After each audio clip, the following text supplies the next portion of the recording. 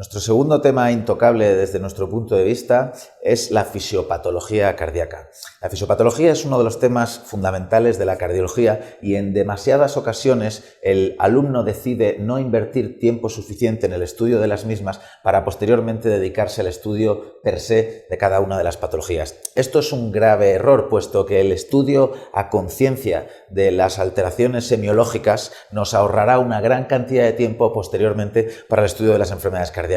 Solo con lo que aparece a nivel semiológico en el tema 2 de la 10ª edición del manual se podrían acertar una grandísima cantidad de preguntas de enfermedades de las que incluso se podría no tener mucha idea a priori. Es por ello que consideramos fundamental repasar desde un punto de vista inicial, sobre todo los soplos y los ruidos por su importancia que tienen en el MIR. Los soplos son esos ruidos, entre comillas, o sonidos que se escuchan al auscultar a los pacientes con el fonendoscopio. Es fundamental integrar qué significan, qué tipos de soplos hay, los soplos de estenosis aórtica que se irradian las carótidas, el soplo de la insuficiencia mitral que se irradia a la axila y, sobre todo, de qué manera se modifican los soplos cardíacos con unas determinadas maniobras que modifican precarga, poscarga e incluso la inspiración y la expiración. Asimismo, el conocimiento de los ruidos es la segunda piedra sobre la que se asienta el conocimiento previo del ciclo cardíaco.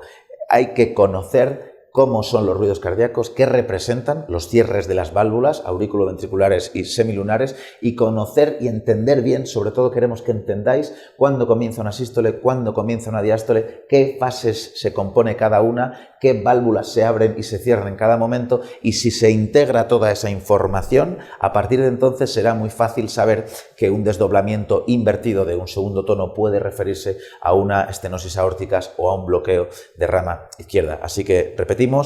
fisiopatología, semiología, ruidos y soplos.